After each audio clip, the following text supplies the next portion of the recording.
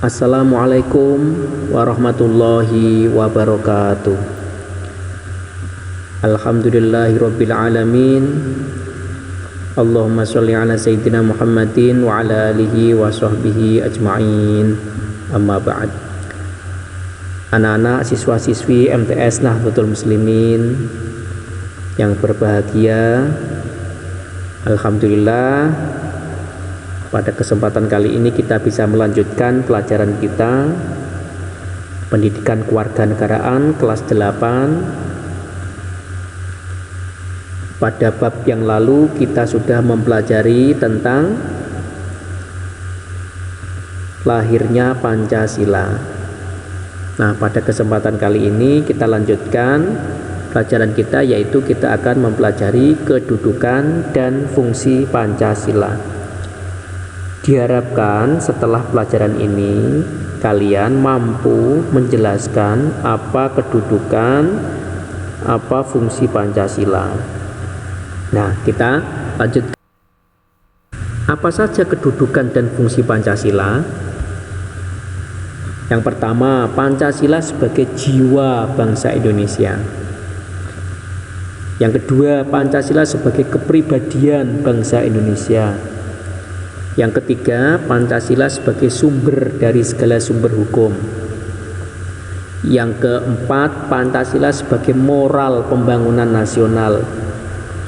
Yang kelima, Pancasila sebagai cita-cita dan tujuan bangsa Indonesia. Yang keenam, Pancasila sebagai perjanjian luhur. Dan yang ketujuh, Pancasila sebagai satu-satunya asas dalam kehidupan. Nah, ini kedudukan dan fungsi Pancasila. Kalian harus bisa menjelaskan masing-masing. Apa itu Pancasila sebagai jiwa bangsa, sebagai kepribadian bangsa, sebagai sumber dari segala sumber hukum, dan seterusnya. Kita bahas satu persatu. Pancasila sebagai jiwa bangsa Indonesia. Artinya apa? Jiwa bangsa Indonesia, yaitu semua kegiatan yang dilakukan oleh negara, baik pemerintah maupun masyarakat seperti kita ini, harus sejiwa. Sejiwa itu sesuai dengan sila-sila yang ada dalam Pancasila. Contoh musyawarah, kegiatan musyawarah itu sesuai Pancasila. Apa praktiknya ketika di sekolah?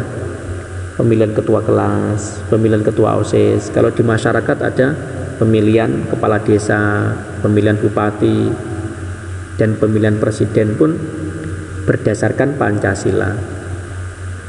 Yang kedua, tidak membeda-bedakan agama, karena Indonesia tidak berdasarkan satu agama. Sesuai Pancasila, yaitu ketuhanan yang Maha Esa. Maka kalau membeda-bedakan agama, maka sikap itu bertentangan dengan Pancasila. Yang ketiga, bersikap adil sesuai dengan Pancasila, yaitu kemanusiaan yang adil, keadilan sosial. Sila kelima, keadilan sosial bagi seluruh rakyat Indonesia. Berarti bersikap adil sesuai dengan Pancasila. Selanjutnya, Pancasila sebagai kepribadian bangsa Indonesia. Kita harus tahu apa itu kepribadian. Ciri atau watak seseorang. Ada watak seseorang atau ciri seseorang itu suka kebersihan, maka kepribadiannya suka kebersihan. Ada watak seseorang suka menolong, maka kepribadiannya suka menolong. Nah, kepribadian sama dengan ciri atau watak. Apa artinya kalau kepribadian Pancasila? Artinya bangsa Indonesia berwatak atau mempunyai karakter sesuai Pancasila. Jadi wataknya warga negara Indonesia sesuai sama Pancasila, ketuhanan. Maka orang Indonesia harus beragama, karena sila pertama ketuhanan. Sila kedua kemanusiaan. Maka warga negara Indonesia harus mempunyai sifat-sifat suka menolong, membantu yang membutuhkan. Ketika ada bencana alam, memberi bantuan. Persatuan Indonesia, maka orang-orang Indonesia harus bersatu. Kerakyatan yang dipimpin oleh hikmat kebijaksanaan dalam permusyawaratan perwakilan, maka orang Indonesia ketika ada sesuatu yang harus dicari solusinya, maka dengan cara musyawarah. keadilan sosial. Nah, maka orang Indonesia harus melakukan tindakan yang bersifat adil dan juga mendapat keadilan. Nah, itu watak seseorang atau disebut kepribadian. Contoh, tidak menyontek saat ulangan walaupun benar-benar tidak bisa mengerjakan, dan meskipun ada kesempatan untuk menyontek tapi tidak menyontek. Nah, karena dia meyakini bahwa menyontek tidak sesuai dengan Pancasila, ketuhanan yang Maha Esa, sila pertama, tidak sesuai dengan Pancasila, maka kepribadiannya tidak menyontek disebut kepribadian Pancasila. Selanjutnya, Pancasila sebagai sumber hukum, sumber dari segala sumber hukum. Apa itu hukum? Hukum adalah peraturan yang dibuat oleh penguasa atau pemerintah. Aturan yang dibuat oleh pemerintah itu namanya hukum.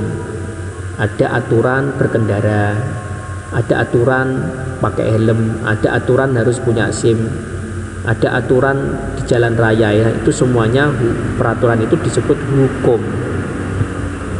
Semua hukum yang ada di Indonesia harus bersumber dari Pancasila. Tidak boleh ada hukum bertentangan dengan sila pertama ketuhanan. Ada hukum di Indonesia bertentangan dengan kemanusiaan. Ada hukum bertentangan dengan sila ketiga persatuan.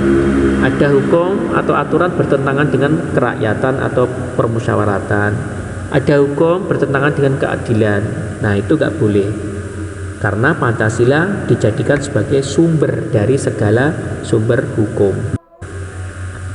Selanjutnya, Pancasila sebagai moral pembangunan nasional. Pembangunan di Indonesia harus mengacu, harus berdasarkan, harus sesuai dengan sila-sila yang ada dalam Pancasila. Contoh, sila keadilan. Maka pembangunannya harus adil. Tidak boleh hanya membangun Jawa, tidak boleh hanya membangun Jakarta saja, tidak boleh hanya membangun Kalimantan saja, atau pulau-pulau lain atau kota-kota lain. Karena Pancasila ada sila keadilan, maka pembangunannya pun harus adil. Nah, itulah yang disebut Pancasila sebagai moral pembangunan nasional. Pancasila sebagai cita-cita dan tujuan bangsa Indonesia. Cita-cita negara Indonesia, tujuan negara Indonesia tidak boleh bertentangan dengan Pancasila. Pemerintah wajib mewujudkan cita-cita bangsa Indonesia yang ada di dalam Pancasila. Sila kedua dan sila kelima itu adalah tujuan atau cita-cita bangsa Indonesia, yaitu kemanusiaan yang adil dan beradab. Yang kelima, keadilan sosial bagi seluruh rakyat Indonesia. Baik, selanjutnya yaitu Pancasila sebagai perjanjian luhur. Apa artinya? Yaitu Pancasila dilahirkan atas dasar perjanjian seluruh rakyat Indonesia. Tidak muncul begitu saja, tetapi melalui perjanjian-perjanjian para tokoh pendiri bangsa yang mewakili beberapa atau mewakili berbagai wilayah yang ada di Indonesia. Mereka bermusyawarah, kemudian bersepakat bahwa dasar negara Indonesia adalah Pancasila. Nah, Pancasila ini muncul atas dasar perjanjian seluruh rakyat Indonesia yang saat itu diputuskan dalam sidang PPKI. Nah, ada dalam gambar Bung Karno atau Presiden pertama Indonesia menyampaikan gagasan atau ide rumusan dasar negara yang sekarang namanya menjadi Pancasila. Baik, kita lanjutkan. Pancasila sebagai satu-satunya asas dalam kehidupan berbangsa dan bernegara. Semua warga negara Indonesia dalam kehidupan sehari-hari menjadikan Pancasila sebagai asas. Artinya apa? Seluruh rakyat Indonesia dalam menjalankan kehidupan berbangsa dan bernegara, asas yang digunakan harus sesuai dengan Pancasila, tidak boleh bertentangan dengan Pancasila. Contoh, akan menjadikan negara Indonesia sebagai negara komunis, padahal komunis tidak sesuai dengan Pancasila.